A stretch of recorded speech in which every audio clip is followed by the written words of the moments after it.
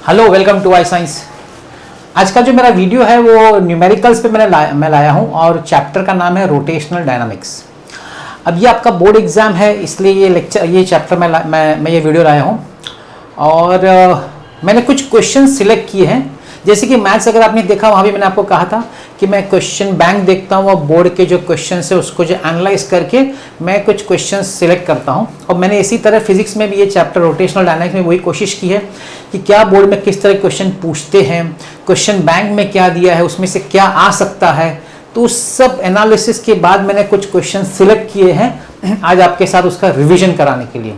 लेकिन फिर वो वापस मैं कहना चाहूँगा, मैं दावा तो नहीं करता कि यही आएगा, लेकिन फुल कोशिश की है कि जो एकदम क्लोजेस्ट हो सके वो मैं आपको करा दूं।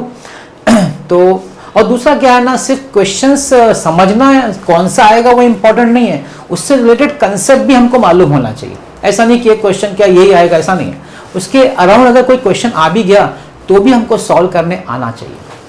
तो मैं आपको रोटेशनल डायनामिक्स आज कराऊंगा। मैं सब चैप्टर्स तो नहीं कर सकता इतने कम टाइम में, लेकिन अगर आपका कोई रिक्वेस्ट होगा तो आप कमेंट में डालिएगा, नहीं तो जो मुझे इंपॉर्टेंट लगेगा वो मैं चैप्टर आपके सामने न्यूमेरिकल्स का लाऊंगा। और मेरे वीडियो में, मेरे चैनल में आप देखिएगा तो मैंने फिजिक्स के डेरिवेशंस भी किए हैं, कुछ चैप्टर्स के रिव्यू लेक्चर्स भी हैं, वो भी आप देख सकते हैं। और न्यूमेरिकल्स लाने का कारण ये है कि लोगों को, बच्चों को न्यूमेरिकल्स टफ लगता है। ठीक है, तो चलिए देखते हैं रोटेशनल डायनामिक्स। ये एक चैप्टर है जहाँ पे लोगों को डेफिनेटली ये भी चैप्टर टफ लगता है नहीं। मैं क्या करूँगा, आपको न्यूमेरिकल के साथ मैं आपको टेक्स्ट बुक का जो कंसेप्ट है ना वो भी साथ में बताऊंगा। जनरली लोग क्या करते हैं ना, क्वेश्चन होता है उसको सॉल्व कर देते हैं। अब आपका क्या, आपको लगता है आपको तभी तो समझ में आ गया, लेकिन आप उसको रिलेट नहीं कर पाते। तो वो क्वेश्चन को टॉपिक से रिलेट करने के लिए मैं सामने पीडीएफ भी रखा हूँ टेक्स्ट बुक का, जिससे कि आप रिलेट कर सकें।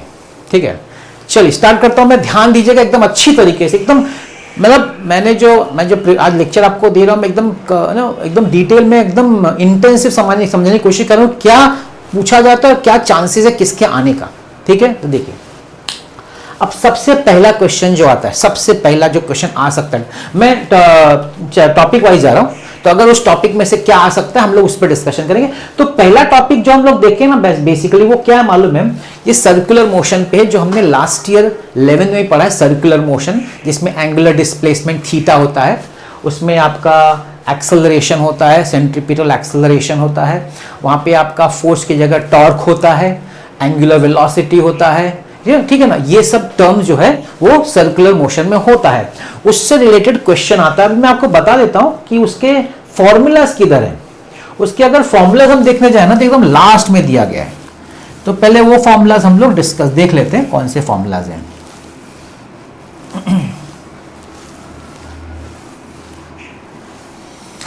तो देखिए, मैं आ गया आपके टेक्स्ट बुक में पेज नंबर 21 पे।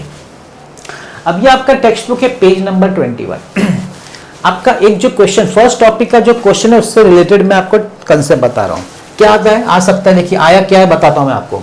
एक बार एक क्वेश्चन आया था कि भाई इतना टॉर्क है, इतना डिस्प्लेसमेंट है, तो वर्क डन कितना। तो भाई फॉर्मूला इधर है, फॉर्मूला इधर है, work done is equal to torque into theta. अपना टेक्स्ट बुक ओपन कर सकते हैं, पेज नंबर 21। तो यहां पे फॉर्मूला है वर्क डन। एक क्वेश्चन था ऐसा बोर्ड एग्जाम में कि थीटा दिया है, टॉर्क दिया, बोला वर्क डन निकालो। अब इसका सम तो नहीं है टेक्स्ट में, ना सॉल्व में ना अनसॉल्व में, लेकिन फॉर्मूला के बेस पे जो आपका 11th स्टैंडर्ड का जो सर्कुलर मोशन है उसका जो फॉर्मूलाज है वो फॉर्मूला से रिलेटेड क्वेश्चन आते हैं। मैं नहीं बोला आएंगे, आते हैं। तो हमको ये टॉपिक का क्वेश्चन मालूम होना चाहिए, इस टॉपिक से क्या आते हैं। देखिए हमको ये मालूम होना चाहिए कि जो अलग अलग टॉपिक से किस तरह के क्वेश्चन आते हैं। ठीक है ना, पहला। अच्छा, दूसरा क्या आ सकता है, पावर का एक बार आया था, भाई पावर निकालो।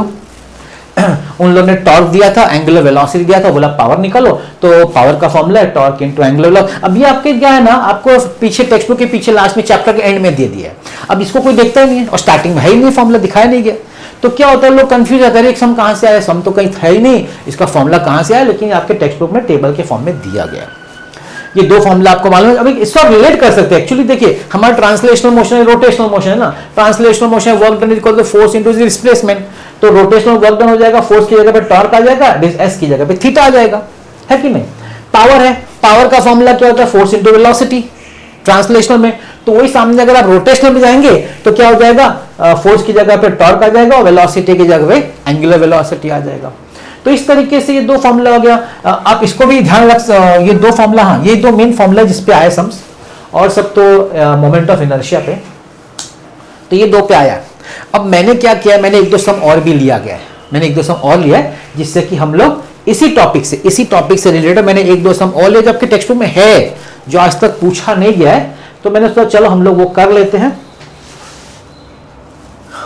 तो देखिए कौन सा सम है, ये आपके सामने मेरा सम है। मैं फर्स्ट क्वेश्चन आपके ले रहा हूं, मैं टॉपिक इसी से रिलेटेड एक टॉपिक है जो सर्कुलर मोशन है, जिसका फॉर्मूला ट्रांसलेशनल से कन्वर्ट होकर सर्कुलर या रोटेशनल में कन्वर्ट हुआ है। अब क्वेश्चन क्या देखिए सामने आपके, क्वेश्चन है a fan is rotating at 90 RPM, it is then switched of,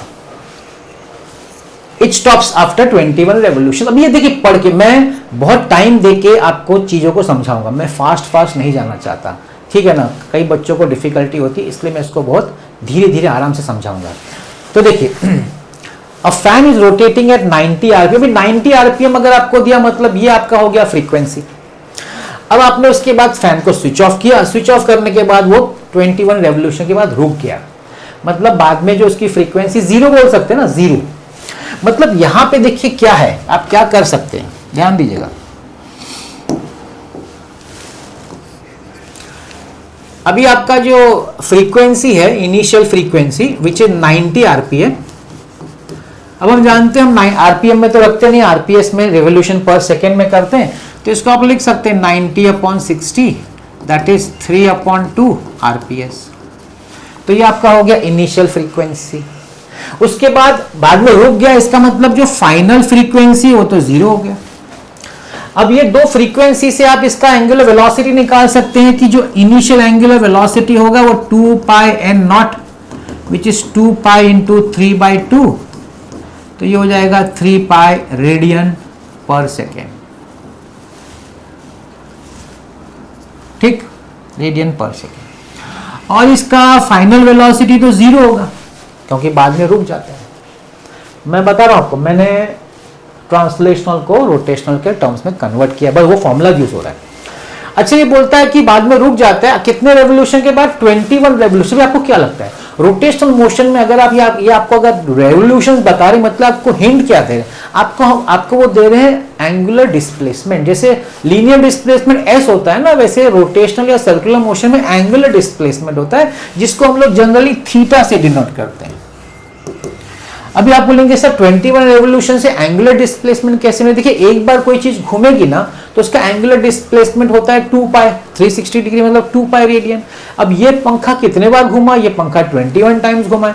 अगर ये पंखा 21 टाइम्स घुमा है तो हम लिख सकते हैं 21 इंटू 2π विच इज 42π रेडियन, है कि नहीं, ये हो गया। आगे क्या है, calculate the time taken by two stop, frictional torque constant है, तो बोला है कि टाइम कितना लगता है इसको रुकने में, ये जो रुकेगा ना आगे जाके पंखा 21, तो कितने टाइम में रुकेगा। अब ये देखिए ये आपका काइनेमेटिकल इक्वेशन, यहाँ पे इन लोगों ने काइनेमेटिकल इक्वेशन दिया नहीं, 11th में था। तो जैसे kinematical equation v is equal to u plus a t, s is equal to u t plus half a t square, v square is equal to u square plus 2as, वैसे ही आपके circular या rotational के भी बनते हैं।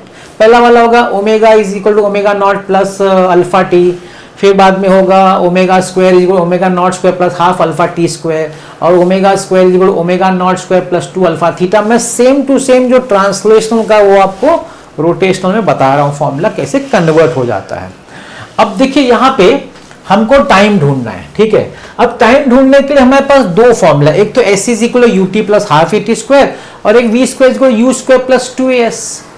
अभी हमको यहाँ पे v भी मालूम है, u भी मालूम है, क्योंकि v फाइनल वेलोसिटी जो कि ओमेगा है वो जीरो है और इनिशियली मालूम है, तो हम लोग वो फॉर्मूला यूज करेंगे। मतलब कौन सा फॉर्मूला यूज करेंगे, हम लोग फॉर्मूला यूज करेंगे omega square is equal to omega naught square plus 2 alpha theta, ये वाला फॉर्मूला यूज करेंगे, ठीक है ना। इसमें हमको ओमेगा मालूम है, ओमेगा नॉट मालूम है, थीटा मालूम है। अब यहाँ पे टाइम तो नहीं है, मगर अब आपको मैं बताता हूं एक और formula, omega is equal to omega naught plus alpha t, v equal u plus a t. हम लोग ये फॉर्मूला टाइम के लिए यूज करेंगे, फिर मैंने ये फॉर्मूला क्यों लिखा? मैंने ये फॉर्मूला इसलिए लिखा क्योंकि बिना अल्फा निकाले, बिना एंगुलर एक्सेलरेशन निकाले आप टाइम नहीं निकाल सकते। आपके पास तीसरा फॉर्मूला भी है ना, s is equal to u t plus half a t square, उसमें भी एंगुलर एक्सेलरेशन है। तो वो फॉर्मूला भी मतलब वो भी, उसमें भी आपको अल्फा मतलब अल्फा तो निकालना ही पड़ेगा। बिना अल्फा निकाले आप सम को सॉल्व नहीं कर सकते। ठीक है, अब देखिए क्या करते हैं। मैं क्या करता हूं, दोनों का अल्फा इक्वेट कर देता हूं। देखिए कैसे करता हूं, ध्यान दीजिएगा।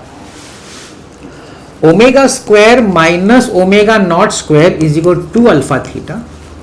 तो omega square minus omega naught square upon 2 theta is equal to alpha, और यहां क्या आएगा, omega minus omega naught is equal to alpha t. Omega minus omega naught upon t is equal to alpha. मैं alpha नहीं निकालता, मैं क्या करता हूं, दोनों साइड के अल्फा को एक साइड कर देता हूं। तो दोनों का अल्फा इक्वेट कर दिया, तो अभी दोनों का अल्फा निकाल सकते हैं, सीधा इक्वेट कर दो। तो इक्वेट करेंगे तो क्या हो जाएगा, omega minus omega naught upon t is equal to omega square minus omega naught square upon 2 theta.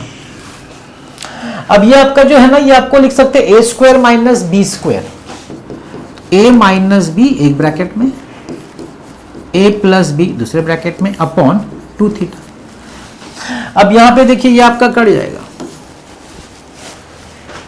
अब इसका उल्टा मत इन्वर्ट एंडो करिए, टी ऊपर क्योंकि टाइम निकालना है, t is equal to 2 theta upon omega plus omega naught. Finally आप यहां पहुंच गए।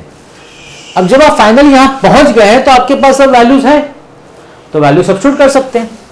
तो जब वैल्यू सब्स्टिट्यूट करेंगे तो थीटा की जगह पे हम क्या लिखेंगे, 42 पाई अपॉन ओमेगा। अब मेरा ओमेगा तो 0 है, ओमेगा नॉट कितना है, 3 पाई है,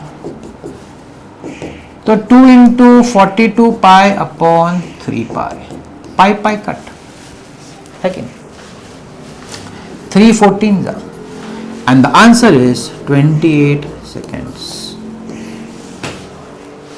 इस तरीके से मैंने आपके सामने पहला सम सॉल्व किया हुआ है, जिसमें हमको इनिशियल ये जो फॉर्मूलाज है ना, ट्रांसलेशनल टू रोटेशनल के जो काइनेमेटिकल इक्वेशंस है वो फॉर्मूला यूज किया है। मैं अभी बताता हूं, जो 2 सम उन्होंने पूछा था, एक वर्क डन पे पूछा था, एक पावर पे पूछा था। ऐसा नहीं कि वापस नहीं पूछ सकते, पूछ सकते हैं, लेकिन मैंने उसको छोड़ के एक अलग सम लिया जो आज तक नहीं पूछा, आपके टेक्सचुअल क्वेश्चन है।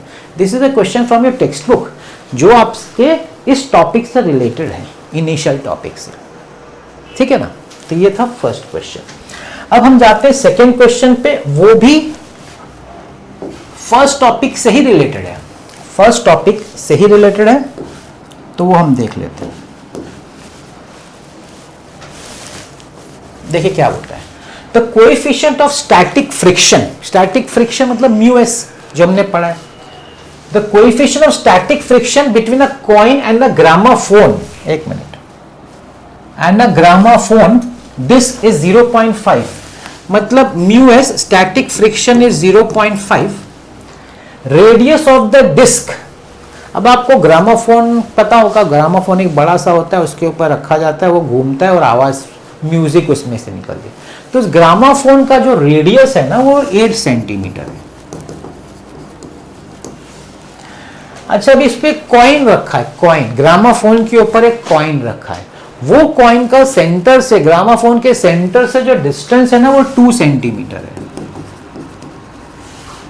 2 centimetre from the centre. At what minimum frequency will it start slipping from there, minimum frequency. अब देखिए क्या क्वेश्चन है, क्वेश्चन को समझने की कोशिश करिए। क्या बोल रहा है, ग्रामोफोन है, कॉइन रखा है 2 सेंटीमीटर, अभी ग्रामोफोन स्टार्ट हुआ घूमना, गोल गोल गोल, उसकी एंगुलर वेलोसिटी बढ़ती है। एक पर्टिकुलर फ्रीक्वेंसी पे वो जो कॉइन है ना, वो बाहर की तरफ शिफ्ट होना शुरू, उसको बोलते स्लिपिंग, बाहर की तरफ शिफ्ट होना शुरू करेगा। तो पूछा कि वो कौन सी फ्रीक्वेंसी है, जस्ट वो फ्रीक्वेंसी पे पहुंचना, मतलब मिनिमम फ्रीक्वेंसी जिस पे वो शिफ्ट होना शुरू करेगा। तो ये बेसिक क्वेश्चन है, तो क्वेश्चन समझ गया। तो ये आपका फर्स्ट टॉपिक ही है, लेकिन कौन सा टॉपिक है वो भी मैं बताता हूं आपको।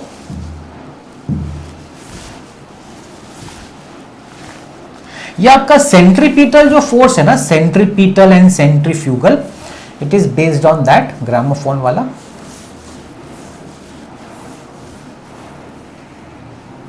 हाँ, तो ये आपका जो सेंट्रीपिटल है, यहाँ पे सेंट्रीपिटल फोर्स, कोई बॉडी जब गोल गोल घूम रही होती है, क्यों घूमती है बॉडी गोल? क्योंकि उस पर एक सेंट्रीपिटल फोर्स एक्ट करता है सेंटर की तरफ, और उसको बैलेंस कौन करता है? बाहर का सेंट्रीफ्यूगल फोर्स, और बॉडी गोल गोल घूम पाती है। ठीक है ना? तो यही वो कंडीशन है कि मिनिमम मतलब जिस समय जस्ट बैलेंसिंग कंडीशन। तो ध्यान दीजिए, अब आपका यहाँ कॉइन है, कॉइन के लिए सेंट्रीपिटल फोर्स कौन होगा? सेंट्रीपिटल फोर्स होगा उसका फ्रिक्शनल फोर्स। अलग अलग कंडीशन में सेंट्रीपिटल फोर्स अलग होता है। तो जब कार, जैसे कार अगर गोल रोड पे घूम रही है तो उसके लिए सेंट्रीपिटल फोर्स कौन है? फ्रिक्शनल फोर्स है। अगर प्लैनेट्स ऑर्बिट में घूम रहे हैं सन के, तो सेंट्रीपिटल फोर्स कौन है? Gravitational force. अगर इलेक्ट्रॉन न्यूक्लियस के गोल घूम रहा है तो सेंट्रीपिटल फोर्स कौन है? Electrostatic force. तो अलग अलग जगह पे सेंट्रीपिटल फोर्स अलग अलग हो जाता है। ठीक है, तो यहां पे अपना कौन सा है? Frictional force. तो frictional force is equal to centripetal force. Frictional force का फॉर्मूला है μs इंटू एन, ये आपने 11th में पढ़ा है, फ्रिक्शनल फोर्स। सेंट्रीपिटल फोर्स तीन फॉर्मूला है, half mv square, mv omega, mr omega square. We will go with mr omega square. क्यों? बिकॉज हमको फ्रीक्वेंसी चाहिए। फ्रीक्वेंसी कौन देगा? ओमेगा देगा। ओमेगा इज 2 पाई n, वहां से फ्रीक्वेंसी आएगी, है कि नहीं? Okay, μs normal reaction force का फॉर्मूला होता है mg, पता होगा आपको। mr जैसे मैंने कहा, इसको मैं लूंगा 2 पाई n द होल स्क्वायर। अभी दोनों साइड से m और m कट जाएगा। μs, अच्छा g का वैल्यू बोला पाई स्क्वायर लेने, वो ध्यान रखिएगा। कोएफिशिएंट ऑफ फ्रिक्शन है 0.5 into g is equal to r का वैल्यू है, देखिए अभी आर आप क्या लेंगे? 2 सेंटीमीटर। आप 8 नहीं, अब यहाँ कंफ्यूजन को लोग 8 लेंगे, 8 नहीं, हमको कॉइन की बात करना है। अब कॉइन का डिस्टेंस सेंटर से 2 सेंटीमीटर, 2 लेने का, 8 नहीं लेने का। ठीक है, तो यहाँ 2 हो जाएगा into 4 pi square N square. अब आपका g is equal to pi square बोला है, देखिए तो क्या ये कट जाता है,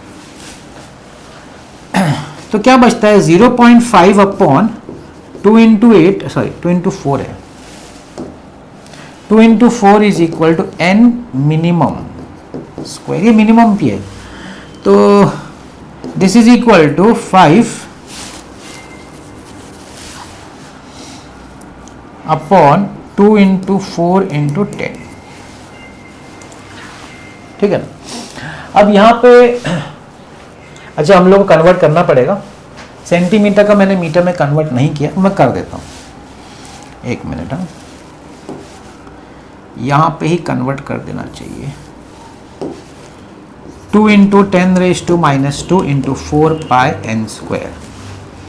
ओके, तो ये दो कैंसिल हो गया। 2 इंटू 10 रेज टू माइनस 2 यहाँ भी करना पड़ेगा मुझे। 0.5 ये हो जाएगा आपका 2 into 10 raise to minus 2 into 4। ठीक है, इज इक्वल टू 0.5, अभी 10 रेज टू माइनस 2 ऊपर जाएगा तो 10 रेज टू 2 हो जाएगा अपॉन 2 इंटू 4। अब देखिए यहाँ पे क्या हो जाएगा, 0.5 इंटू 100 हो जाएगा, तो ये आपका हो जाएगा 50 अपॉन 2 इंटू 4, ये आपका हो जाएगा 25। तो ये n स्क्वायर है, तो रूट लेना पड़ेगा। n minimum is equal to 5 upon 2 which is 2.5 RPS। That's the answer. मतलब वो जो कॉइन ग्रामोफोन पे गोल घूम रहा है, जब उसकी फ्रीक्वेंसी 2.5 रेवोल्यूशन पर सेकंड हो जाएगी ना, उस समय कॉइन स्लिप होना शुरू हो जाएगा, ये इसका मतलब है। ये भी आपका टेक्स्ट बुक का समय, मैं कोई बाहर से नहीं निकाल रहा हूं, टेक्स्ट बुक का ही समय। तो ये हमारा सेकेंड सम था। तो मैंने देखिए स्टार्टिंग का टॉपिक कंप्लीट किया आपके लिए, जहां पे मैंने जैसे बोला फर्स्ट टॉपिक आपका रोटेशनल मोशन का 11th का और 12th का कंबाइन यूज करने का होता है, जहां पे पावर, टॉर्क और angular velocity, angular acceleration, time, kinematical equation, उस तरह का एक सम किया। एक सम मैंने सेंट्रीपिटल फोर्स का किया। अब हम आते हैं इसके applications of uniform circular motion. तो सबसे पहला क्वेश्चन होता है कि जब कार गोल घूम रही होती है on a horizontal track. Horizontal track पे अगर कार घूम रही होती है तो क्या होता है? ये है आपके सामने क्वेश्चन नंबर 3। क्या बोलता है क्वेश्चन नंबर 3? देखते हैं। तो मैं बात कर रहा हूं इसके, यहां पे अ कार मूविंग। आप अपना टेक्स्ट बुक ओपन कर सकते हैं, टेक्स्ट बुक पेज नंबर 4 होगा। जब कार गोल घूम रही होती है on a horizontal circular road, क्या है? A bend in a level road has a radius. अब ये क्वेश्चन आपके क्वेश्चन बैंक का है। A bend in a level road has a radius of 100 metre. तो रेडियस है 100 metre. Find the maximum speed, V max पूछा है, V max without skidding if the coefficient of friction is 0.8। Maximum velocity कितनी होगी अगर coefficient of friction 0.8 है? तो यहां पे देखिए क्या है ना, यहां पे ये लोग ने बोला है कि गोल गोल घूम रही है गाड़ी, ठीक है ना, और स्किड भी नहीं होनी चाहिए। अगर गाड़ी स्किड नहीं होनी चाहिए तो उसकी मैक्सिमम वेलोसिटी, तो मैं आपको पेज पे लाऊं, वो कंसेप्चुअल पेज पे, मैं फॉर्मूला ऐसा बोलूंगा नहीं, मैं चाहूंगा कि आप इस फॉर्मूला को इस सम के साथ रिलेट करो। तो मैं आ गया आपके पेज नंबर पे, और यहां पे आपका फॉर्मूला है, पेज नंबर 4 पे फॉर्मूला है कि जब कोई गाड़ी गोल सर्कुलर रोड पे घूमती है तो उसका मैक्सिमम फॉर्मूला है root of mu s r g. तो मैं लिखूंगा v max is equal to root of mu s r g, root of 0.8 100 into 9.8। तो देखिए 100 का दोनों का डेसिमल निकल जाएगा, 8 इंटू 98।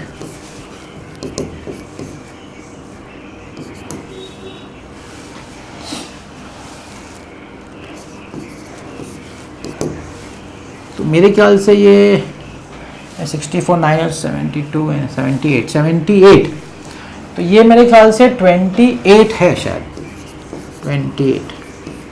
28 का स्क्वायर हुआ, 28 का स्क्वायर 784 है मेरे ख्याल से। हाँ, तो देखिए ये आपका आंसर हो गया है कि नहीं, और सम खत्म, सम खत्म हुआ। मैं टॉपिक वाइज क्वेश्चन कर रहा हूँ, मैं ऐसा हर सम नहीं कर रहा हूँ, मैं आपको क्या बताने की कोशिश कर रहा पता है कि हर एक टॉपिक का आपको सम आना चाहिए, आपको फॉर्मूला मालूम होना चाहिए, और आपको अप्लाई करने आना चाहिए। फिर उससे आगे पीछे कुछ भी क्वेश्चन होगा तो आप कर लेंगे, ठीक। तो ये था हमारा एक क्वेश्चन जो हमने सर्कुलर मोशन हॉरिजॉन्टल रोड का लिया। अब हम जाते हैं नेक्स्ट क्वेश्चन पे।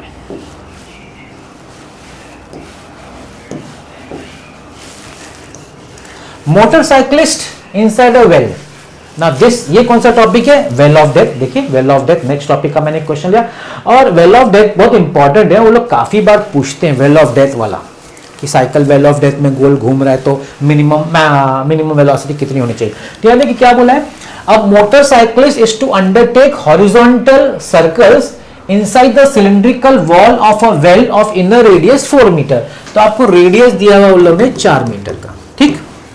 आगे the coefficient of static friction between the walls and tyre mu s आपको दिया हुआ है 0.2। बोला कैलकुलेट द मिनिमम स्पीड, कम से कम कितनी स्पीड होनी चाहिए, and the time and the period necessary to perform this stunt. Period अभी ये मैंने, चलो इधर आपके सामने ही है, ये सॉल्व एग्जाम्पल, ये इधर यही मैंने फॉर्मूला, ये सब मेरे को इंपॉर्टेंट लगा, मैं ले क्योंकि बोर्ड एग्जाम में पूछा था। मोटरसाइकिलिस्ट का एग्जाम्पल बोर्ड एग्जाम में 2 बार पूछा है, तो मतलब चलो ले लेते हैं। एक क्वेश्चन जो है ना वो अनसॉल्व है, उसमें सिर्फ है ना, उसमें सिर्फ मिनिमम स्पीड था, और ये क्वेश्चन में स्पीड भी है और फ्रीक्वेंसी भी है। मिनिमम, अच्छा मैंने क्वेश्चन थोड़ा अलग से लिख दिया, फ्रीक्वेंसी है, मैंने टाइम पीरियड लिख दिया है, फ्रीक्वेंसी इधर।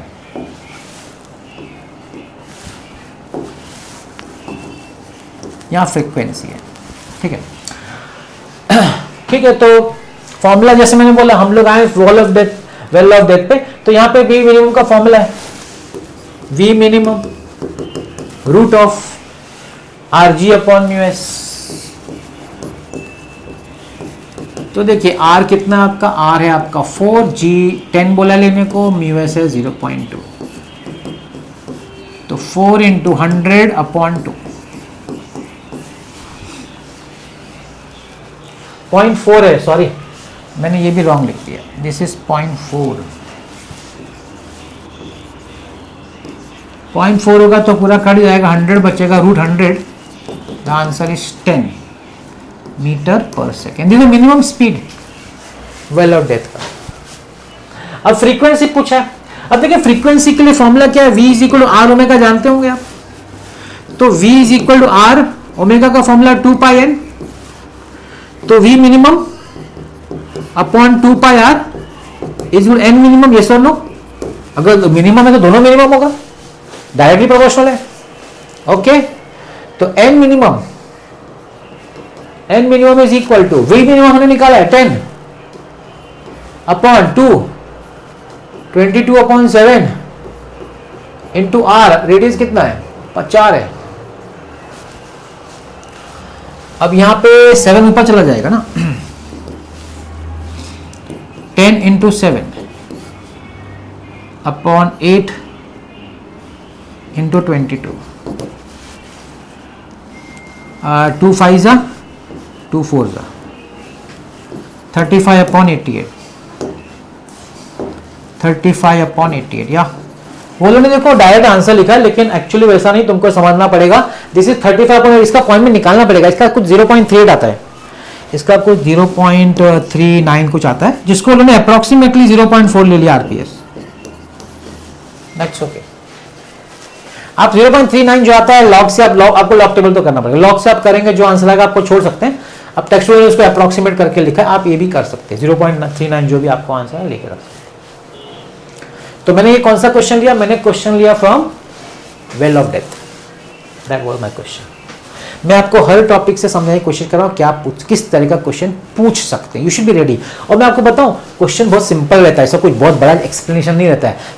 मोस्टली तो सिर्फ फॉर्मूला अप्लाई करो, सीधा आंसर आता है। मोस्टली 90% क्वेश्चन जो होते हैं वो आप फॉर्मूला अप्लाई करो। कभी कभी ऐसा डायरेक्ट नहीं आएगा, तो जैसे हम लोग ने अभी आगे किया था ना कि वो टाइम रिक्वायर्ड फॉर पंखे का, तो उसमें अल्फा का पहले निकालो, फिर तो अल्फा को हमने इक्वेट किया, उस तरह का। नहीं तो आप देखेंगे ज्यादातर डायरेक्ट फॉर्मूला अप्लाई करते हैं, होना सम सॉल्व हो जाता है।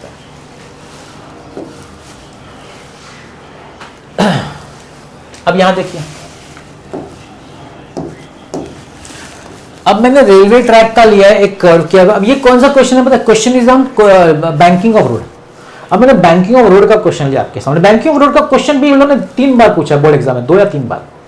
बैंकिंग ऑफ रोड का क्वेश्चन 3 बार पूछा है, और फॉर्मूला डायरेक्ट रहता है उनका, कौन सा वाला मालूम है, ये एंगल ऑफ बैंकिंग। मोस्टली तो यही फॉर्मूला होता है, what is angle of banking.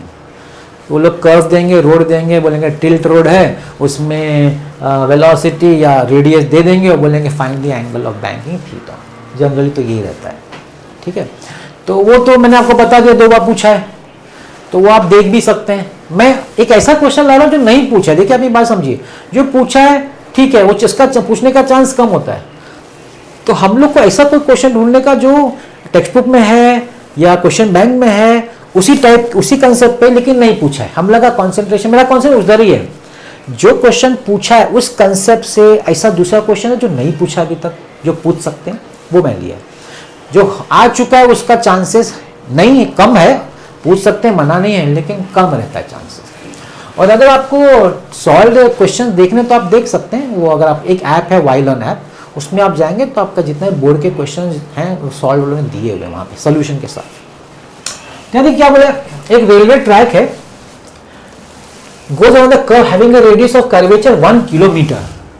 अब ये बहुत बड़ा है, रेडियस ऑफ कर्वेचर 1 किलोमीटर का मतलब है 1000 मीटर, है कि नहीं। डिस्टेंस बिटवीन द रेल्स, अभी जो रेल होती है ना आपकी, ऐसी रेल होती है ना, इस पे गाड़ी चल रही है, तो ये जो 2 रेल के बीच में डिस्टेंस है 1 मीटर है, उसको हम लोग विड्थ ले लेंगे, विड्थ वो 1 मीटर है। Find the elevation of the outer rail to the inner rail. अभी देखिए आपने अगर उठा दिया रोड को ऐसा उठाते हैं ना हम लोग ऊपर एंगल थीटा से, तो ये एच जो होता है ना वो एलिवेशन होता है। एच जितने हाइट से आपने रोड को उठा दिया ना वो एलिवेशन हुआ, आपने ट्रैक को उठा दिया ना तो हाइट जो हो गया वो एलिवेशन हो गया। तो एच पूछा उन्हें, H. So that there is no side pressure and the curve and the train is moving का स्पीड दिया हुआ है 36 kilometre per hour. I hope you know कि किलोमीटर पर आवर को मीटर पर सेकेंड में कैसे कन्वर्ट करते हैं। 5/18 से 18 2 this is 10 metre per second. मतलब जो गाड़ी की स्पीड है ना, गाड़ी की स्पीड जो है वो 10 मीटर पर सेकेंड है। अब हमको h पूछा है, ठीक है, h ध्यान दीजिएगा क्या पूछा है। अब ये आपका विड्थ है, तो यहां पे tan थीटा का फॉर्मूला क्या हो जाएगा, opposite upon adjacent, h upon w। ये क्या है, ये दो रेल के बीच का गैप है ना जो 1 मीटर दिया है, और ये पूछा है h एलिवेशन पूछा है, तो tan थीटा का, और हमारे पास tan थीटा का एक और फॉर्मूला इधर से, for banking of roads, for banking tan theta क्या फॉर्मूला भाई, अगर आप यहां ध्यान से देखें तो v square by rg, yes v square by rg, and from elevation triangle, elevation triangle का फॉर्मूला क्या है tan थीटा का, it is h upon width w, equate कर दीजिए, h upon w is equal to r v square, h upon w is equal to v square upon rg। तो v square, v कितना हमारा 10, 10 into 10 upon r, r कितना हमारा r हमारा है 1000, g नहीं दिया तो ले लो 9.8, h is equal to 10 into 10 into width वहां जाएगा 1 अपॉन 1000 इंटू 9.8, 2 जीरो कट जाएगा, 1 जीरो का 1 अपॉन 98। इसको आपको लॉग टेबल से करना पड़ेगा, है ना। मैं बता देता हूं क्या होगा, 0.0102 मीटर होगा। मैंने करके रखा है इसलिए, ऐसा कुछ नहीं मैं ऐसा ओरली मुझे आता नहीं है, वो तो मैंने याद करके रखा है क्योंकि इसमें टाइम नहीं डालना है ना मेरे को सिखा, तो आप वो कर लेंगे ना तो आपको आएगा। फिर बहुत छोटा सा यूनिट है, मीटर बहुत छोटा वैल्यू आया तो आप इसको सेंटीमीटर में कन्वर्ट कर दो, इंटू 100 करोगे तो 1.02 सेंटीमीटर। ये आपका टेक्स्ट बुक, ये आपका क्वेश्चन बैंक का क्वेश्चन बैंक। मैं क्या बताना चाह रहा हूं, मैं आपके साथ एक क्वेश्चन किया है based on angle of banking, बस इसको समझिए। एंगल ऑफ बैंकिंग का कंसेप्ट का क्वेश्चन है, एंगल ऑफ बैंकिंग का क्वेश्चन पूछा जाता है, ज्यादातर पूछते हैं, ज्यादातर। एक तो मैंने मोटरसाइकिलिस्ट का बोला, वेल ऑफ डेथ का 2 बार पूछा, और एंगल ऑफ बैंकिंग का 2 या 3 बार पूछा है, तो इसका भी पूछा जाता है, इसलिए चलो मैंने ले लिया एक्शन। तो ये हमारा नेक्स्ट था। अब ये किस पे, हॉलोस्फीयर, ध्यान रहे, जब आप सिलिंड्रिकल वेल ऑफ में घूमते हैं ना, so that is circular motion, well of death that is circular motion. जब आप स्फीयर में घूमते हैं ना मोटरसाइकिलिस्ट, तो वो हो जाता है vertical circular motion, it is a vertical circular, ध्यान रखिएगा, this is a question on vertical circular motion. जब भी स्फीयर की बात होगी, when we are talking about the sphere, it is always vertical circular motion. तो अब यहां पे बोला है कि रेडियस दिया हुआ है इसका भाई 6.4 metre. What is the minimum velocity at the bottom, bottom पे मिनिमम वेलोसिटी एट बॉटम। आ जाइए कंसेप्ट पे, कंसेप्ट आ जाएगा, सीधा कंसेप्ट पे आने का, मैं ज्यादा इस पे स्ट्रेस नहीं लेता, सीधा कंसेप्ट पे आने का। अब देखिए मैंने ना ये क्वेश्चन इस पे नहीं किया, किस पे पता है, कोनिकल पेंडुलम पे, आज तक नहीं पूछा है। सर क्या पूछ सकते हैं, हाँ पूछ सकते हैं, लेकिन वही होता है ना, पूछा ही नहीं, एक सम नहीं पूछा इससे रिलेटेड, तो मैंने अवॉइड किया। मैं आपको नहीं बोलता आप अवॉइड करो, मतलब मैंने अवॉइड कर दिया, क्योंकि पेंडुलम का वो लोग जनरली क्या करते हैं, सिंपल पेंडुलम के सम पूछते हैं, तो कोनिकल का अवॉइड करते थे। वैसा लॉजिक है, वो मेरा समझ है, मैं वो समझ नहीं चाहता कि आप भी ऐसे समझें, मगर हाँ मैंने ऐसा समझा है। अब मैं आ गया vertical circular motion. Vertical circular motion में देखिए क्या क्या सम हो सकता है, एक तो ये मिनिमम, अब आप जानते हो इधर मिनिमम होता है, ऊपर भी मिनिमम होता है, सेंटर में मिनिमम होता है, सबके वैल्यूज निकाल, फॉर्मूला डिराइव किया गया है, आपको डेरिवेशन अगर आता होगा तो बॉटम का मिनिमम कितना है, बी पे इट इज √5 rg, उन्होंने बॉटम पूछा है, तो बॉटम पूछा है तो इसका formula v minimum at bottom, इसका फॉर्मूला √5 rg। अभी कर देंगे हम लोग, लेकिन मैं क्या बताना चाहता हूं, अगर आपको टॉप पूछा तो टॉप का क्या है, √rg, टॉप का किधर गया, a √rg। अगर आपको बीच का पूछा, बीच का भी होगा √3 rg, वो भी कहीं होना चाहिए, हाँ √3 rg at the mid position. तो इस तरह का सम पूछेंगे, डायरेक्ट फॉर्मूला अप्लाई कर देगा, जी मालूम है, नंबर मालूम है, सिर्फ आर ही देना पड़ेगा और सब सॉल्व हो जाता है। इसमें एक और तरह का क्वेश्चन पूछ सकते हैं, डिफरेंस इन टेंशन, उसका सारे डायरेक्ट फॉर्मूला, डेरिवेशन, अगर आपने डेरिवेशन किया तो आपको फॉर्मूला आएगा 6 mg, मेरा ये कहना है। तो या तो टेंशन पूछेंगे या तो फिर मिनिमम वेलोसिटी। एक और चीज मैं आपको बताना चाहता हूँ, इस टॉपिक से related vertical circular motion related पिछले 5 साल में एक भी क्वेश्चन नहीं पूछा है। मैं सिर्फ आपके उसमें बताना चाहता हूँ, क्या आपके नॉलेज के लिए कि नहीं पूछा है, मगर मैं कर रहा हूँ। अब आप बोलेंगे सर आपने कोनिकल तो नहीं किया, मैंने बताया सिंपल पेंडुलम पूछते थे इसलिए ये मैं क्यों कर रहा हूँ। मुझे ऐसा लगता है पूछ भी सकते हैं, नहीं भी पूछ सकते, लेकिन पूछा नहीं अभी तक तो शायद पूछ लें। और सिंपल है ना, ऐसा कुछ है तो नहीं, देखे ये है, ये आपका मैं अभी नहीं पूछा तो मैंने कहाँ से उठाया होगा सम, मैंने क्वेश्चन बैंक से उठाया, क्वेश्चन बैंक का सम है तो कर देते हैं। रूट ऑफ 5 आर आपका है 6.4 into 9.8,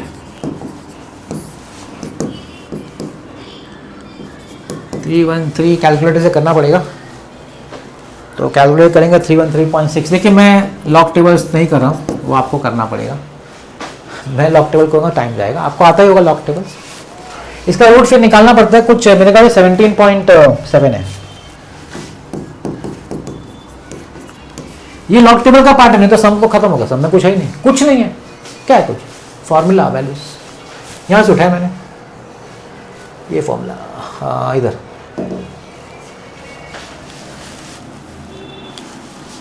minimum at bottom root 5 r. तो ये हमने किया क्वेश्चन नंबर 6। क्वेश्चन नंबर 7 देखें। Metal ring of mass 1 kg has a moment of inertia. अभी नेक्स्ट टॉपिक पे मैं आ रहा हूं, आपके नेक्स्ट टॉपिक पे मोमेंट ऑफ इनर्शिया पे आ गया मैं। मोमेंट ऑफ इनर्शिया पे तो हर साल पूछते हैं, लेकिन वो कुछ भी पूछ सकते हैं। अभी देखिए इंपॉर्टेंट कौन कौन से हमारे बताऊं जो ज्यादातर पूछा जाता है, ध्यान रखिएगा। रिंग और डिस्क, इस पे इसी पे मैं देखिए इसी पूछता हूँ और कुछ फिगर लेते ही नहीं बोलो। मैंने एक एक्स्ट्रा फिगर लिया आपके लिए इधर, सिर्फ ऐसे ही एक्स्ट्रा कुछ नॉलेज के लिए, लेकिन उनका हमेशा कॉन्सेंट्रेशन 2 ही शेप पे, रिंग या फिर डिस्क। तो उनके बारे में तो आपको फिर पूरा मालूम होना चाहिए ना, रिंग और डिस्क। तो बिफोर वी प्रोसीड मैं आपको सिर्फ बता देना चाहता हूँ रिंग और डिस्क का, ठीक है ना। हम लोग आगे बढ़े उसके पहले मैं बता दूं, देखिए ये आपका एक रिंग है और डिस्क में क्या होता है ना, थोड़ा सा उसका वो थिकनेस रहता है, ये पूरा सॉलिड रहता है ऐसा। ये डिस्क है और ये रिंग है, ठीक। अभी अगर ये अपने सेंटर से घूम रही है ऐसा, तो इसका जो मोमेंट ऑफ इनर्शिया रहता है ना I at the centre, it is mr²। और इसका डिस्क का जो आई एट द सेंटर रहता है ना, वो होता है हाफ mr²। ये तो डेरिवेशन है इसमें, ठीक। अच्छा इसमें क्वेश्चन चेंज कैसे हो सकता है, क्वेश्चन चेंज कि आपको डायमीटर बोलेंगे, अलॉन्ग डायमीटर कितना होगा इसका, अलॉन्ग डायमीटर आईडी, इसका पूछ सकते हैं अलॉन्ग डायमीटर। डायमीटर कैसे निकालने का, अब आपको परपेंडिकुलर एक्सिस थ्योरम मालूम है ना, तो ये डायमीटर है, ये भी एक डायमीटर हो गया। तो ये जो 2 डायमीटर हो गया, ये हो गया 2 आपके एक्सिस, और यहाँ जेड एक्सिस ये वाई, और तो आप बोल सकते हैं कि आईडी प्लस, याद है ना I X plus I Y is equal to I Z perpendicular axis theorem में। तो आपका ये जो 2 मतलब ID plus ID, ID plus ID is equal to I C, because this is I C Z axis का। So 2id is equal mr²। तो id is equal half mr²। मतलब क्या, मतलब अबाउट डायमीटर अगर बॉडी घूम रही, ring about the diameter का ring आपका घूम रहा है, तो उसका मोमेंट ऑफ इनर्शिया होता है हाफ mr²। अच्छा अगर उसी का डिस्क का बात करें तो इसी जैसे ये mr² का आधा हो गया तो आधे का आधा हो जाएगा, आधे का आधा कितना होता है 1/4, सेम कंसेप्ट। तो डिस्क का जब हम बात करेंगे ना तो 1/4 हो जाएगा mr²। और एक और क्या हो सकता है पता है कि ये अलोंग द प्लेन टैंजेंट तक ले ले सकते, टैंजेंट ऐसा ले लिया, टैंजेंट। अब इस टैंजेंट पे गोल घूम रहा है तो उसका पैरेलल एक्सिस थ्योरम है। टैंजेंट के हिसाब से क्या लेगा, टैंजेंट के हिसाब से डायमीटर लो, डायमीटर आईडी प्लस वो डिस्टेंस, पैरेलल डिस्टेंस। सपोज ये डिस्टेंस रेडियस है तो mr², तो is equal half mr² plus mr²। This is 3/2 mr²। और इसका 1/4 प्लस mr², इसका वैसे होगा प्लस mr², तो इसका 5/4 हो जाएगा। मतलब देखो जो डिस्क और रिंग में वो लोग घुमा सकते हैं कैसे भी, मतलब बोल सकते हैं परपेंडिकुलर सेंटर प्लेन से, या फिर अबाउट अलोंग द डायमीटर, या अलोंग द टैंजेंट। वो जैसा बोलेंगे फिर आपको वैसा थ्योरम अप्लाई करके या तो आप बाहर करके रखो, या फिर आप वो रफ में थ्योरम अप्लाई करके पता लगा लो क्या हो सकता है, उस तरीके से आप निकाल सकते हैं। ये 2 फिगर बहुत कॉमनली यूज क्वेश्चन पूछते हैं। अच्छा इसके साथ रेडियस ऑफ गायरेशन भी क्वेश्चन आ जाता है। रेडियस ऑफ गायरेशन लोग कंफ्यूज होते हैं, करने का क्या, कुछ नहीं करने का, जो भी मोमेंट ऑफ इनर्शिया का फॉर्मूला है ना उसके सामने लिखने का m²। जो भी उस फिगर का मोमेंट ऑफ इनर्शिया का फॉर्मूला है, जो भी half M R square, 1/4 m are square, जो भी फॉर्मूला हो, उसके सामने लिख देगा एम के स्क्वायर। के क्या है? Radius of gyration. यूनिट क्या है? मीटर। बस ये 2-3 चीज याद रखो, आपको रेडियस ऑफ गायरेशन के सम में कभी प्रॉब्लम आएगा नहीं। आपको जो भी फिगर दिया होगा उसका मोमेंट ऑफ इनर्शिया निकालना, वो सेंटर हो, टेंजेंट हो, डायमीटर हो, जहां से भी हो उसका निकालना, और उसको इक्वल टू कर देना एम के स्क्वायर। वो कुछ भी सामने लेफ्ट में राइट में एम के स्क्वायर, और के आप निकाल सकते हैं। ये बेसिक कंसेप्ट है आपका रेडियस ऑफ गायरेशन का। ठीक है, चलिए करते हैं हम लोग।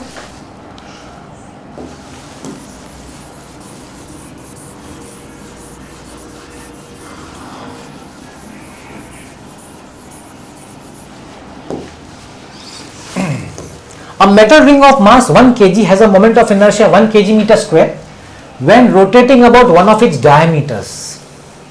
ध्यान दीजिएगा, रिंग है, रिंग की बात हो रही है। रिंग का मास है 1 kg और moment of inertia about diameter, याद रखना, लिख देना डायामीटर। उसका डायामीटर का मोमेंट ऑफ इनर्शिया कितना दिया गया है? 1 kg metre square about diameter. अभी हमने डायामीटर रिंग का निकाला था, क्या था? Half M R square. Yes, मतलब this is equal to half M R square. Yes और no? About diameter for ring the formula is half M R square. अब इसको क्या करते हैं? इसको पिघला के, रिकास्ट करके इसका एक डिस्क बनाते हैं। डिस्क इसका बना देते हैं, डिस्क पिघला के, मेल्ट करके। सेम रेडियस, मतलब रेडियस चेंज नहीं हुआ। How much? अच्छा, रेडियस नहीं चेंज हुआ तो मास तो नहीं चेंज होगा, वही चीज यूज हुआ। तो how much will be its moment of inertia when rotate about its own axis? अगर डिस्क का एक्सिस, डिस्क का सेंट्रल एक्सिस, डिस्क के सेंट्रल एक्सिस से अगर घुमाएंगे तो डिस्क का मोमेंट ऑफ इनर्शिया कितना होगा? डिस्क का सेंट्रल एक्सिस से मोमेंट ऑफ इनर्शिया का फॉर्मूला क्या है? Half M R square. अरे लेकिन हाफ एम आर स्क्वायर का तो वैल्यू 1 है फॉर द रिंग, इसका मतलब इसका भी 1 हुआ। सम is over, some is over. दोनों का मोमेंट ऑफ इनर्शिया सेम है, लेकिन दोनों का एक्सिस सेम नहीं है। रिंग का एक्सिस है अलोंग द डायमीटर, डिस्क का एक्सिस है अलोंग द सेंटर। आप समझ रहे हैं ना, ये फर्क है। दोनों का मोमेंट ऑफ इनर्शिया सेम है, लेकिन दोनों का एक्सिस ऑफ रोटेशन सेम नहीं है। रिंग का एक्सिस ऑफ रोटेशन डायमीटर से है और डिस्क का एक्सिस ऑफ रोटेशन उसके परपेंडिकुलर टू द सेंटर से, जो ट्रांसवर्स एक्सिस है उससे है सेम, इसलिए दोनों का वैल्यू भी सेम होगा। 1 उसका है तो उसका 1 होगा। तो एक सम लिया मैंने मोमेंट ऑफ इनर्शिया का। मैंने बोला डिस्क और रिंग का एकदम क्लैरिटी रखिएगा, उसका गायरेशन का भी क्लैरिटी रखिएगा, तो आपको इसके रिलेटेड सम में प्रॉब्लम नहीं आएगा, ये मेरा आपको कहना है। एक और सम ले लिया गायरेशन के लिए, मैंने समझो गायरेशन समझा दूं। A thin uniform rod 1 metre rod ले लिया मैंने, है ना। रॉड का सम नहीं पूछा आज तक, लेकिन मैंने बोला अगर रिंग और डिस्क नहीं पूछेंगे सपोज, तो नेक्स्ट जो बनता है ना सबसे सिंपलेस्ट, वो रॉड में ही मानता हूं मैं। हाँ, कोई बोल सकता है सर स्फीयर और सिलेंडर, हाँ वो भी है। स्फीयर भी मैं मानता हूं कि वो भी बहुत सिंपल है पूछने के जाने के लिए। तो आप देखिए 3-4 का है ना, वो टेबल है, मतलब आगे टेबल मैं बता दूं आपको, नहीं मालूम हो तो चैप्टर के अंदर वो टेबल है, सबका मोमेंट ऑफ इनर्शिया दिया है। हाँ ये, तो इसमें से कौन सा करिए मालूम है? एक रिंग करिए, रिंग पहला वाला, डिस्क या सॉलिड सिलेंडर और सॉलिड स्फीयर, ये 2-3 ही करिए। और एक रॉड तो मैं कर रहा हूं, उसका मतलब ये 2-3 तो करिए ही करिए। Ring, disc, cylinder and sphere, 4, और रॉड में करवा रहा हूं आपको। ये 4 का तो आप सिर्फ फॉर्मूला याद रखिए, बस कुछ करना नहीं है, फॉर्मूला याद रखिए उसका, और डायरेक्ट अप्लाई फॉर्मूला कैसा रहेगा ना, डायरेक्ट एप्लीकेशन रहेगा, ज्यादा झंझट नहीं रहेगा कि उसमें कुछ करना रहेगा, आपको फॉर्मूला आना चाहिए बस। ठीक है, देखिए तो एक रॉड है, तो इसके सेंटर से इसके एक्सिस से घुमाया जा रहा है। तो क्या आपको पता है ऑर्बिटल सेंटर का क्या फॉर्मूला होता है? वो आपको फॉर्मूला मालूम आना चाहिए, 1/12 ml²। L is the length. Thin uniform rod है, इसका मास दिया गया है 1 kg, लेंथ दिया गया है 1 मीटर। तो बोला इसका रेडियस ऑफ गायरेशन निकालो। मैंने क्या बोला?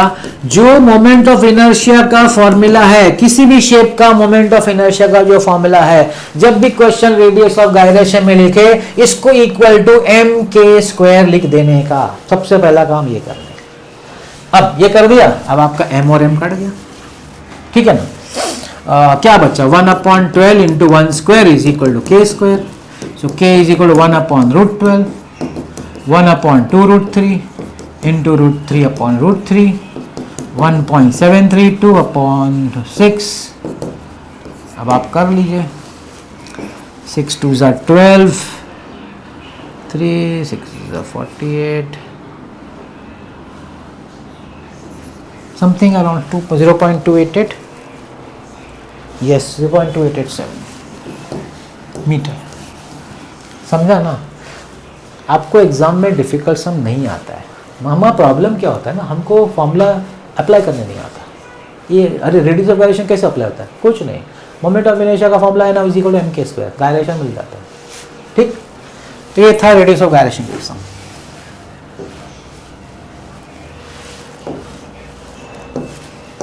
अब ये सर कौन सा सम है. हम लोग मैंने ये सम क्या लिया मालूम है, काइनेटिक एनर्जी का सम लिया है. पूछा नहीं है ये आपका क्वेश्चन बैंक का. मैं चलो ले लेते हैं काइनेटिक एनर्जी का सम. तो मैंने काइनेटिक एनर्जी का एक सम लिया है. रोटेशनल काइनेटिक, जो यहाँ डेरिवेशन भी ना हाफ आई ओमेगा स्क्वायर, यहाँ पे हाफ आई ओमेगा स्क्वायर, उससे रिलेटेड सम लिया है. A flywheel in the form of a uniform disc. अभी डिस्क ही देते हैं वो लोग ऑफ 20 kg. तो आपका डिस्क है, उसका मास दिया गया है 20 kg. डायमीटर मतलब रेडियस, उसका रेडियस दिया हुआ है 50 centimetre, which is 25 into 10⁻⁻² metre. Metre में कन्वर्ट कर दिया. अपने एक्सिस पे गोल गोल घूम रहा है. कैलकुलेटर. अच्छा आरपीएम दिया हुआ है. फ्रीक्वेंसी 1200 आरपीएम, दैट इज 1200/60 120 नहीं 20 सॉरी ये कटेगा 20 आरपीएस. अब बोला इसका काइनेटिक एनर्जी निकालो. रोटेशनल, रोटेट हो रहा है तो रोटेशनल ही कॉमन फॉर्मूला ये यूज हमने का. Kinetic energy rotational is equal to half I omega square. Half I moment of inertia. Disc अभी मैंने आपसे डिस्कस किया. डिस्क अगर सेंटर पे घूमता मोमेंट ऑफ इनर्शिया क्या फॉर्मूला है, हाफ mr स्क्वायर. उसका फॉर्मूला हाफ mr स्क्वायर है, हाफ mr स्क्वायर. यहाँ फ्रीक्वेंसी की बात है तो ओमेगा को लिखो 2πn² क्योंकि फ्रीक्वेंसी दिया है ना, इसलिए और कुछ नहीं. तो देखो 1/4 into mr square into 4π² n². अब देखो बोला π² 10 लेने, भूलना मत. ये 4 और ये 4 कट गया. मास कितना है 20. रेडियस कितना है 25 इंटू 10⁻² इंटू π² कितना है 10 इंटू फ्रीक्वेंसी कितना है, फ्रीक्वेंसी बाई 20. So 20 into 20. बस इसको सॉल्व करना, आंसर आ गया, खत्म हो गया, सम इज ओवर. ये आपका मेरे ख्याल से टेक्स्ट बुक का समय. हाँ टेक्स्ट बुक का समय, काइनेटिक एनर्जी का टेक्स्ट बुक का समय. तो ये आपका हो जाएगा 20 इंटू 625 इंटू 10⁻⁻4 इंटू 4 इंटू 3 0 1 2 3. अभी 10⁻⁻4 है तो 4 0 में ऐसे ही कट कर दिया, इसके साथ कट गया.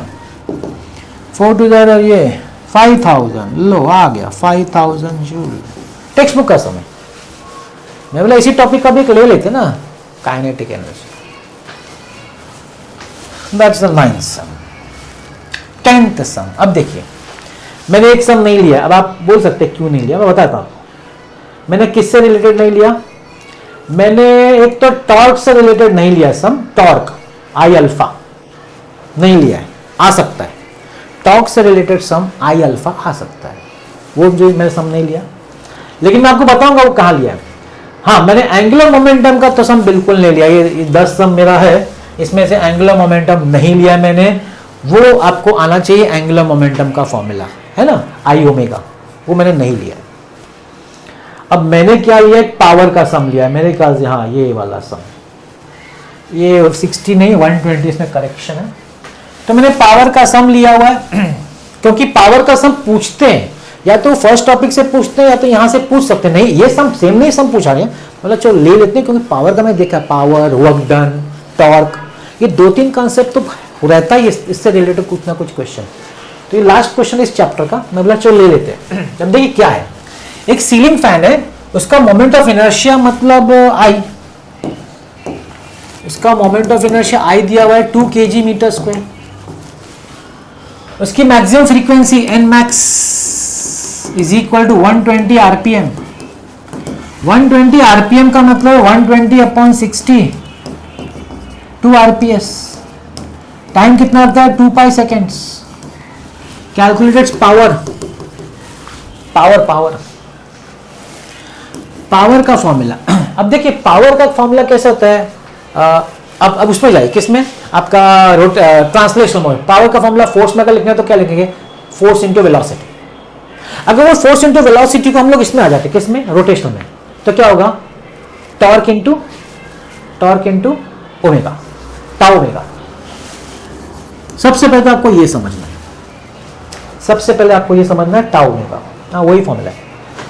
तो सबसे पहले ये हुआ रोटेशनल का ट्रांसलेशन और रोटेशनल कर दिया। आगे अभी टाउ का फॉर्मूला आई अल्फा, इसलिए मैंने अलग से टाउ का फॉर्मूला नहीं लिया। मैं आपको क्या बताया, मैंने टॉर्क का सम नहीं किया था वहां से, क्योंकि वो टॉर्क का सम मैंने यहां किया हुआ है, इसलिए मैं नहीं लिया। और ओमेगा को आप लिख सकते हैं 2 पाई एन। यह प्रॉब्लम है अभी, सर अल्फा नहीं है, करेक्ट सर अल्फा नहीं है, आइए सर 2 अल्फा नहीं है ना। अल्फा क्या होता है, omega minus omega naught upon t, omega minus omega naught upon t, acceleration into 2 pi n. अब देखिए ध्यान से, अब यहां क्या बोला है, एक सीलिंग फैन का मैक्सिमम फ्रीक्वेंसी 2 पाई सेकेंड में 120 होता है। मतलब स्टार्ट कैसे हुआ होगा, स्टार्ट तो पंखा बंद होगा ना। इनिशियल वेलोसिटी क्या है, 0, इनिशियल वेलोसिटी 0 है। मैं लिखता हूं आपके लिए, मैं वो बताने का बने बाद ही बताऊंगा, 0। और फाइनली जो ओमेगा वो आपका ओमेगा मैक्स है, वो कैसे मिलेगा, 2 पाई एन, 2 पाई एन से मिलेगा ना। तो ये आपका 2 पाई एन जो है वो भी ओमेगा ही है। तो 2 पाई एन क्या आपका एन, फ्रीक्वेंसी 2, 4 पाई। मतलब ये जो वैल्यू है और ये जो वैल्यू है वो 4 पाई है, इट इज 4 पाई, ठीक। सो 2 इंटू 4 पाई अपॉन टाइम कितना है 2 pi into 4 pi, this is 4 पाई। तो this will cancel 2 times 16 pi, I think that is the answer, या 16 पाई। अब उसको सॉल्व करेंगे ना, 16 इंटू 3.142, तो एग्जैक्टली 50 तो नहीं आता है, देखो उन्होंने अप्रोक्सीमेट लिखा है, आप तो एग्जैक्ट लिखिएगा, आप उनके भरोसे मत जाएगा। जो भी आपको आंसर आता है 50 पॉइंट जो भी आता है उतना वॉट्स वो आप लिख दीजिएगा। तो मैंने आपको टॉपिक वाइज टेक्स्ट बुक से रिलेट करके 10 क्वेश्चन कराया। मैं ये बिल्कुल दावा नहीं करता कि यही आएगा, लेकिन मेरा जितना एनालिसिस है इससे रिलेटेड कुछ ना कुछ तो आना ही चाहिए। मैंने तो सब टॉपिक्स कवर किया, मैं तो कोई भी टॉपिक नहीं छोड़ा है, सिर्फ छोड़ा है कोनिकल पेंडुलम, ये जानते हुए कि वो सिंपल पेंडुलम पूछते इसलिए कोनिकल नहीं पूछेंगे, ये मेरा समझ है और कुछ नहीं। ध्यान क्या रखना है, टेबल का फॉर्मूलाज, मोमेंट ऑफ इनर्शिया का, ट्रांसलेशनल रोटेशनल के फॉर्मूलाज, वो सब आपको आने चाहिए। और मैं नेक्स्ट लेक्चर लाऊंगा, एक और वीडियो लाऊंगा एक और चैप्टर के लिए। अगर आपका कोई रिक्वेस्ट हो कोई चैप्टर का तो आप डाल दीजिएगा कमेंट बॉक्स में, वो भी मैं कर दूंगा। मिलते हैं नेक्स्ट वीडियो में। आज का वीडियो कैसा लगा जरूर बताइएगा। आपने मेरा वीडियो देखा उसको बहुत बहुत धन्यवाद, थैंक यू वेरी मच।